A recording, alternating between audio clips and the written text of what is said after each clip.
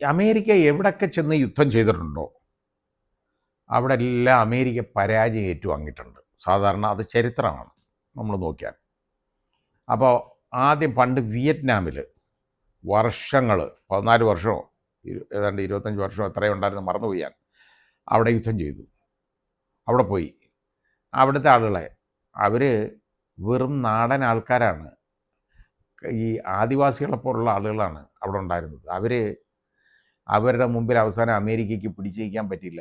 ഒരുപാട് പട്ടാളക്കാരെ അവർ ട്രാപ്പിൽ പെടുത്തി കൊന്നിട്ടുണ്ട്. അമേരിക്കൻ പട്ടാളക്കാരെ ഒരുപാട് പേരെ കൊന്നു. അവസാനം നിവൃത്തിയില്ലാതെ അവിടുന്ന് വിട്ടോടിയതാണ് അമേരിക്ക. യുദ്ധം അവസാനിപ്പിച്ച് അങ്ങനെ വന്നിട്ടുണ്ട്. അങ്ങനെ ഒരു വിജയം അമേരിക്കയ്ക്കുണ്ട്. പിന്നെ നമ്മൾ നോക്കിക്കഴിഞ്ഞാൽ അഫ്ഗാനിസ്ഥാനിൽ താലിബാനെതിരെ പോയി യുദ്ധം ചെയ്യാൻ പോയി. വർഷങ്ങൾ യുദ്ധം ചെയ്തു. ഒരുപാട് താലിബാൻകാരെ കൊന്നു, അവിടുത്തെ അഫ്ഗാനികളെ കൊന്നു. പിന്നെ അമേരിക്കൻ പട്ടാളക്കാരും ആയിരക്കണക്കിന് പട്ടാളക്കാർ കൊല്ലപ്പെട്ടു അവിടെ ഉണ്ടായി. അവസാനം ഒരു നിവൃത്തിയില്ലാതെ ഈ ഭരണം അതേപോലെ താലിബാനെ തിരിച്ചേൽപ്പിച്ചിട്ട് അവിടുന്ന് മുങ്ങി. നമ്മൾ കണ്ടിട്ടുള്ള ചരിത്രമാണ് ഞാൻ ഈ പറയുന്നത്.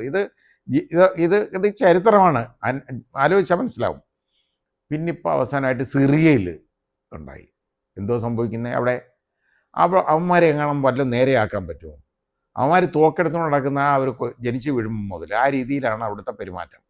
അവസാനം അവിടെ നിന്നും അനങ്ങാതെ പോയി. അവിടെ നിന്ന് ഇടപെട്ടൊക്കെ നോക്കി ഒന്നും നടക്കത്തില്ലെന്ന് മനസ്സിലായപ്പോൾ അവിടെ നിന്ന് മുങ്ങി. ഇറാഖിൽ ഇതുപോലെ ഇറാഖ് പിടിച്ചെടുത്തു, അവിടെ മുഴുവൻ നശിപ്പിച്ചു. ആ രാജ്യം മുഴുവൻ അത് കുട്ടിച്ചോറാക്കി, അവിടെ വെണ്ണീറാക്കി കഴിഞ്ഞതിന് ശേഷം അവിടുന്ന് ഒരു നിവൃത്തിയില്ലാതെ അവിടുന്ന് പോയി. അവിടെ ഇപ്പോൾ ആഭ്യന്തര കലഹങ്ങളും പല പല സംഘടനകളുടെ യുദ്ധങ്ങളും ഒക്കെ ആയിട്ട് അസ്വസ്ഥമായിട്ട് അവിടെ കിടക്കുകയാണ്. ആ രാജ്യം നശിപ്പിച്ചു. സദ്ദാം ഹുസൈൻ ഭരിച്ചുകൊണ്ടിരുന്നതാണ്, അയാൾ അടിച്ചമർത്തി ഭരിച്ചുകൊണ്ടിരുന്നതാണ്, അത് മുഴുവൻ നശിപ്പിച്ചു പോയി.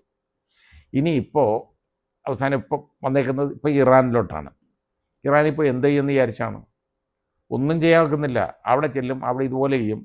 ഇപ്പോൾ ആയത്തുള്ള ഖൊമേനി മരിച്ചിരിക്കുന്നത് വരെ അവിടെ ഒരു എതിർപ്പ്, വിമത ശബ്ദങ്ങൾ ധാരാളം ഉണ്ടായിരുന്നു. ഇപ്പോൾ ഉള്ള ഒരേ ഒരു വിമത ശബ്ദം എന്ന് പറയുന്നത് ഞാൻ നേരത്തെ പറഞ്ഞല്ല, റേസ പഹ്ലവിയുടെ അമേരിക്കയിൽ താമസിച്ചുകൊണ്ട് അവിടെ ഇരുന്നുകൊണ്ട് ഷായുടെ മകൻ്റെ അത് മാത്രമേ ഉള്ളൂ. കാരണം അവന് വീണ്ടും തിരിച്ചിവിടെ വന്ന് ഇവിടെ കുട്ടിച്ചോറാക്കണം, അതാണ് വേണ്ടത്. പക്ഷേ ഇങ്ങോട്ട് വന്നു കഴിഞ്ഞാൽ ഇവരവനെ ഇവിടെ കയറ്റത്തില്ല, ഇറാനിൽ അങ്ങനെ ഇരിക്കുകയാണ്. അപ്പോൾ അവനെ അവിടെ പുനഃസ്ഥാപിക്കണം. അതായത് ഈ അമേരിക്കയ്ക്ക് വേണ്ടതെന്ന് പറഞ്ഞു കഴിഞ്ഞാൽ ഖൊമേനിയെ കൊന്നതോടുകൂടി ഇതങ്ങ് തീരും എന്ന് വിചാരിച്ചാണെന്നുണ്ടെങ്കിൽ ഇപ്പോൾ തീർക്കണമല്ലോ. പക്ഷേ തീർക്കത്തില്ല. ഇതൊന്നും അല്ല വേണ്ടേ. അവിടുത്തെ ഒരു റെഷീം ചേഞ്ച്, അതായത് ഭരണകൂടം തന്നെ മാറണം. അവിടെ ഇറാനികൾ അല്ല തീരുമാനിക്കേണ്ടത് ഇറാൻ്റെ ഭരണം ആർക്ക് വേണമെന്ന്, ട്രംപിന് തീരുമാനിക്കണം ഇറാൻ ആര് ഭരിക്കണമെന്ന്. അതാണ് അയാളുടെ ആവശ്യം. ഇതാണ് കാര്യം. അതിനാണ് ഇനി അടുത്ത്. യഥാർത്ഥത്തിൽ യാതൊരു യുക്തിയുമുള്ള ഒരു കാര്യമല്ല ഈ ചെയ്യുന്നത്. പക്ഷേ ഇതിനനുകൂലിക്കാനൊക്കെ കുറേ ആളുകളുണ്ട്. പക്ഷേ ഇപ്പോൾ രണ്ട് ചേരിയായിട്ട് തിരിഞ്ഞിട്ടുണ്ട് കേട്ടോ. ഇറാൻ്റെ ഭാഗത്തേക്ക് കുറേ ആളുകളുണ്ട്. ഇപ്പം റഷ്യ, ചൈന അത്ര ഓപ്പണായിട്ട് വന്നിട്ടുണ്ട് ഇറാൻ്റെ അനുകൂലിച്ച്. ഇതിനിടെ പറ്റിയെന്ന് പറഞ്ഞാൽ നമ്മുടെ ബഹുമാനപ്പെട്ട പ്രധാനമന്ത്രി പെട്ടെന്നൊരു 2 ദിവസം മുമ്പ് 3 ദിവസം മുമ്പ് നേരെ അങ്ങ് ഇസ്രായേലിൽ പോയി. പെട്ടെന്ന് ഈ ബഹളം അവിടെ യുദ്ധം എപ്പോഴും ഏത് സമയവും ഉണ്ടാകാം എന്നുള്ള ഒരു സമയത്താണ് അവിടോട്ട് ചെന്ന് കയറുന്നത്. എന്തിനാ പോകുന്നതെന്നുള്ളത് നമുക്ക് മനസ്സിലായില്ലായിരുന്നു. അത്യാവശ്യമായിട്ട് കുറേ കരാറൊക്കെ ഏർപ്പെടുത്തണം എന്നൊക്കെ പറഞ്ഞു. ട്രംപ് മച്ചാൻ പറഞ്ഞയച്ചതായിരിക്കും കേട്ടോ. ട്രംപ് പറയുന്നത് കേട്ടേ പറ്റൂ. ആ രീതിയിലാണ് കാര്യങ്ങൾ ഇവിടെ പോക്ക്. കാരണം ട്രംപിൻ്റെ കയ്യിൽ ട്രംപ് കാർഡുണ്ട്, തുറുപ്പ് ചീട്ടുണ്ട്. അത് മനസ്സിലാക്കിയാൽ മതി. അത് ബാക്കി ഇനി വെളി വരട്ടെ, എന്നിട്ട് നമുക്ക് പറയാം. അത് ഈ രാഹുൽ ഗാന്ധി പറയുന്ന കാര്യത്തിലൊക്കെ കാര്യങ്ങളുള്ളതാണ് പലപ്പോഴും. ഇനി ഇത് ഏതായാലും അവിടെ ചെന്ന് കയറി കൊടുത്തു. വല്ല കാര്യമുള്ളതാണോ ഇതെന്നിട്ട് അദ്ദേഹം തിരിച്ചു വന്ന് അവിടുന്ന് തിരിച്ച് 40 മണിക്കൂറിനകത്ത് ഈ ഇസ്രായേൽ കയറി ഇറാനെ ആക്രമിക്കുകയാണ്. അതിൻ്റെ ആഫ്റ്റർ എഫക്ട്സ് നമ്മുടെ ബഹുമാനപ്പെട്ട പ്രധാനമന്ത്രിക്ക് അറിയാൻ വയ്യാത്തത് കൊണ്ടല്ല. 1 കോടിയിൽ പരം ഇന്ത്യക്കാരാണ് ഈ GCC കൺട്രീസ്, പശ്ചിമേഷ്യയിൽ ജോലി ചെയ്യുന്നത്, വർക്ക് ചെയ്യുന്നത്, ഉപജീവനമാർഗം കഴിക്കുന്നത്, ബിസിനസ് ചെയ്യുന്നത്. വരുമാനം ഉണ്ടാക്കുന്നത്.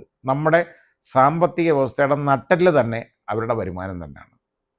അപ്പോൾ ഇത് ഇത്രയും പേര് വെള്ളത്തിലായില്ലേ, മുഴുവൻ വ്യോമയാനം മുഴുവൻ ഡിസ്റപ്റ്റഡായെന്ന് പറഞ്ഞു കഴിഞ്ഞാൽ ഇപ്പോൾ എല്ലാവരും ഇവിടുത്തെ എയർപോർട്ടുകളിൽ നിന്നുള്ള എല്ലാ ഫ്ലൈറ്റുകളും ഈ GCC കൺട്രീസിലേക്കുള്ളത് മുഴുവൻ ക്യാൻസൽ ചെയ്തു. പിന്നെ ഏറ്റവും വലിയ വ്യോമപാത, ഏറ്റവും എളുപ്പമുള്ള വ്യോമപാത നമ്മളെ സംബന്ധിച്ചിടത്തോളം ഇറാൻ്റെ മുകളിലൂടെയാണ്. അത് അവരടച്ചിട്ടുണ്ടല്ലോ. ഇപ്പോൾ അങ്ങോട്ട് ഫ്ലൈറ്റ് പോകാൻ പറ്റത്തില്ല, ഒരു മാർഗവുമില്ല. ഇല്ലെങ്കിൽ വളരെ ചുറ്റിപ്പോണം. ഇതാണ് വേണ്ടത്. അപ്പോൾ നമുക്ക് ഒരുപാട് പണച്ചെലവ്, അധിക ചിലവുണ്ടാവും. വിമാന ടിക്കറ്റ് വീണ്ടും അനിയന്ത്രിതമായിട്ട് വർദ്ധിക്കും. പക്ഷേ അതൊന്നും അല്ല കാര്യം. സുരക്ഷിതമായിട്ട് എല്ലാ എയർപോർട്ടുകൾ ആക്രമിക്കപ്പെടുകയല്ലേ, അവിടെ ചെന്ന് ഇറങ്ങാൻ പറ്റുമോ? അത് കാരണം അവിടുന്ന് ഫ്ലൈറ്റുകൾ ഇങ്ങോട്ട് വരുന്നില്ല. ഇപ്പോൾ എമിറേറ്റ്സ് ഇതേപോലെ അവരുടെ ഇത്തിഹാദ്, ഖത്തർ എയർവേസ്, അവരെല്ലാം അത് ഇങ്ങോട്ട് വരുന്ന ഫ്ലൈറ്റുകളെല്ലാം ക്യാൻസൽ ചെയ്തു. ഇപ്പോൾ കൊച്ചിയിലേക്കാണെന്നുണ്ടെങ്കിൽ അത് മുഴുവൻ ക്യാൻസൽ ചെയ്തു. ഇവിടുന്ന് പോകാനുള്ള എല്ലാ ഫ്ലൈറ്റുകളും, അന്തർദേശീയ ഫ്ലൈറ്റുകൾ ഈ വഴി പോകേണ്ടത് മുഴുവൻ ക്യാൻസൽ ചെയ്തു. ഈവൻ യൂറോപ്പിലേക്ക്, ലണ്ടനിലേക്കും ഒക്കെ ഉള്ള പോക്ക് അതെല്ലാം മുഴുവൻ ക്യാൻസൽ ചെയ്തേക്കാണ്. ലണ്ടനിലൊക്കെ പോകണമെന്നുണ്ടെങ്കിൽ പോലും ഈ പറയുന്ന എവിടെങ്കിലും ചെന്ന് ഇറങ്ങിയിട്ട് വേണം പോകാൻ. അല്ലെങ്കിൽ ഡൽഹി പോയിട്ട് പോകണമെങ്കിൽ അത് പോകേണ്ടത് ഈ ഇറാൻ്റെ മുകളിൽ കൂടാണ്. എളുപ്പമുള്ള കാര്യമാണ്. അപ്പോൾ ഈ രീതിയിലേക്കുള്ള ഉള്ള ബുദ്ധിമുട്ടുകൾ വന്നു. എല്ലാം ക്യാൻസലായി. എന്തുമാത്രം സാമ്പത്തിക നഷ്ടം ലോകത്തിനുണ്ടായി. ഇതിൻ്റെ ഉത്തരവാദി ആരാണ്? അമേരിക്കൻ പ്രസിഡൻറ്റും അതുപോലെ തന്നെ ഇസ്രായേൽ പ്രധാനമന്ത്രിയാണ്. ഇവരുടെ അഹങ്കാരവും ഇവരുടെ തന്നിഷ്ടവും ഇവരുടെ തലക്കനവുമാണ്, ഇവരുടെ ഈഗോയുമാണ് യഥാർത്ഥത്തിൽ രീതിയിലേക്ക് നയിക്കുന്നത്. ലോകത്ത് മുഴുവൻ ഇത്രയും സാമ്പത്തിക നഷ്ടം എല്ലാ രാജ്യങ്ങളിലും ഇന്ത്യക്കാർക്കാണ് പ്രത്യേകിച്ച് ഏറ്റവും വലിയ നഷ്ടമുള്ളത്. കാരണം ഇത്രത്തോളം പ്രവാസികൾ ഉള്ള രാജ്യം വളരെ ചുരുക്കമാണ്. ഇന്ത്യക്കാരാണല്ലോ എവിടെ ചെന്നാലും. അമേരിക്കയിലായാലും അമേരിക്കയിൽ പോകേണ്ടവർക്ക് പോകാൻ പറ്റുമോ? ലണ്ടനിൽ പോകേണ്ടവർക്ക് പോകാൻ പറ്റുന്നുണ്ടോ? യൂറോപ്പിലേക്കുള്ളത് മുഴുവൻ തടസ്സപ്പെട്ടില്ലേ? ഇതെല്ലാം ഇവിടെ എല്ലാം കൂടുതലുള്ള പ്രവാസികളെന്ന് പറയുന്നത് ഇന്ത്യക്കാരാണ്.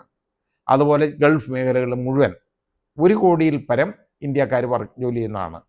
അവരുടെ എല്ലാം അവർക്കൊക്കെ തോന്നിയാൽ ഒരു സംശയം തോന്നിയാൽ, അതായത് പ്രധാനമന്ത്രിക്ക് അറിയാം നമ്മുടെ ഇന്ത്യൻ പ്രധാനമന്ത്രി വിളിച്ചു വരുത്തിയത് ഇത് പറയാനും ഇങ്ങനൊരു സംഭവം ഉണ്ടാവും എന്നറിയിക്കാനും അല്ലേ എന്ന് സംശയിച്ചാൽ അതിനകത്ത് ഒരു തെറ്റുമില്ല. കാരണം അദ്ദേഹം വന്ന ഉടനെ പറഞ്ഞേക്കുന്നതെന്ന് പറഞ്ഞു കഴിഞ്ഞാൽ അവിടുന്ന് ഇറാനിൽ ആവശ്യമില്ലാത്തവരെല്ലാം അവിടുന്ന് മാറണമെന്ന്, ഇന്ത്യക്കാരെല്ലാം ഒഴിഞ്ഞു പോരണമെന്ന്.